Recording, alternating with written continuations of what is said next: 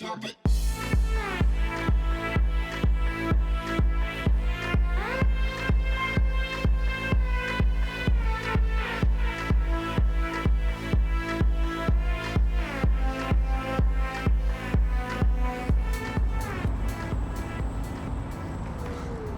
is just really funny. Yeah, best invention ever. I got my own bird scooter. Now that my office is in that building over there, coming to this building over here takes way less time.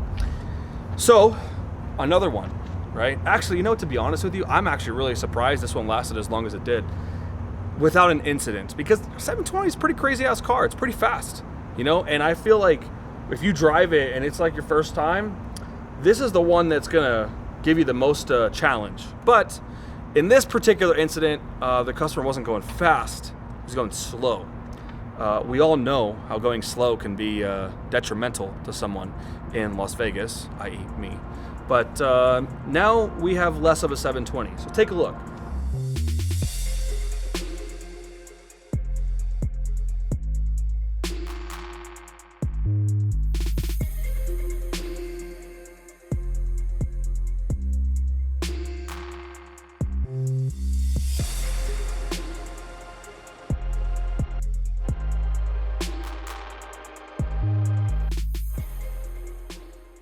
Okay, let's run this down. This is the way that I guess I understand what happened. So, hold on.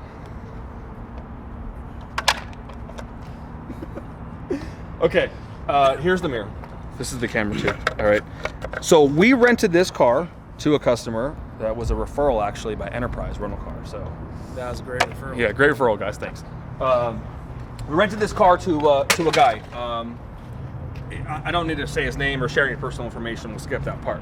He had the car for 2 days. Now, he picked it up at night. Super cool. Everything was nice. Normal situation.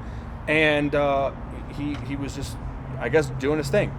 About 6 o'clock the second day, the Stratosphere security called us and said, hey, your car's been parked out in our valet over, how can you explain to me how long it was? It was about 4 like hours, 10 right? a.m. Yeah, so, okay, so maybe 8 hours, right? So the car was parked at 10 a.m. Now, I don't know when, but sometime in the middle of that, a guy with a very large lifted truck came over and filed a voluntary report, said a orange car hit his car when he was parked. And so clearly, it actually makes a lot of sense. The car, from what I understand, we didn't see the car, was lifted. So this, I think, was the, not the tire, but the big stand. The stand, you know, where the step thing, right? So that's what happened here. I think that just came through and just cut the whole car down.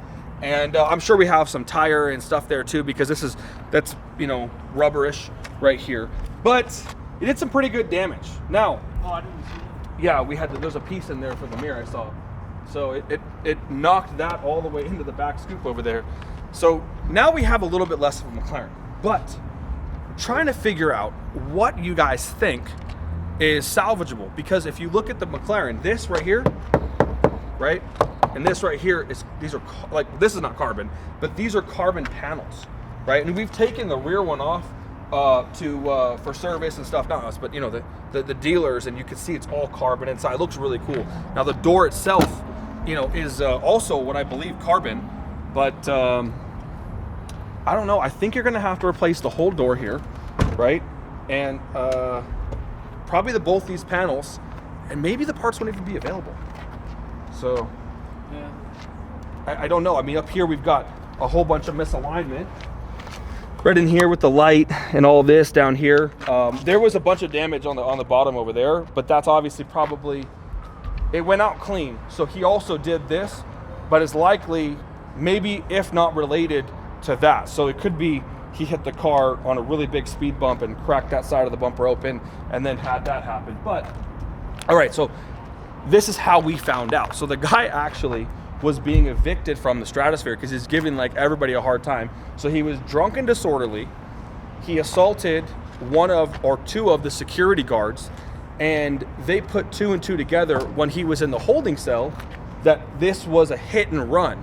So he hit the car and then ran, and then we found a bunch of alcohol bottles in the car. So only Modelo, boy. Yeah. Jose Cuervo. Yeah. maybe put that back in the car as evidence. You know? It's evidence.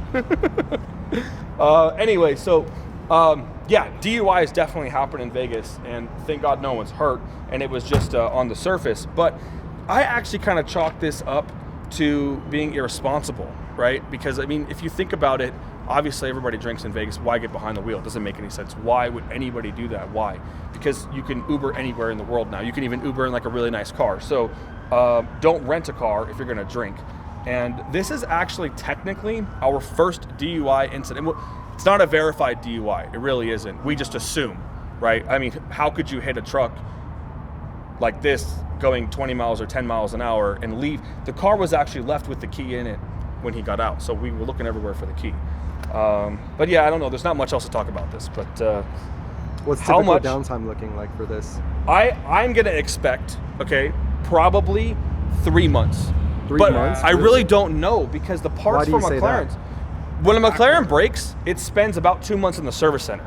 So, you know, this car has broken, you know, enough times for me to understand that McLaren itself doesn't have parts available. So I think that this piece and the door and the mirror and the wire harness and all the pieces that go onto this are going to be really hard to get. So I called and I got the preliminary parts cost. So we're looking at over $69,000 in the cost to just replace these small parts here. That's not including the labor. That's not including anything to remove the body panels, to paint them. So, you know, this car is worth like probably $360,000, $362,000 new. And let's just take off, I don't know, 20% or maybe 15% for depreciation. The car's in pretty good shape. It doesn't have any other body damage on it. So I don't think that this would be totaled, right? I mean, it'd be really surprising to me. So they'll probably fix this. The only issue is the downtime. And so if it sits for 2 months, that's gonna suck, right? We're gonna lose a lot of money. So let's get the loss of use kicked in, and you know, we already filed the claim, so we got an adjuster coming out in 2 days. But I don't know, I guess take a vote. How long do you think it's gonna be down? Comment section.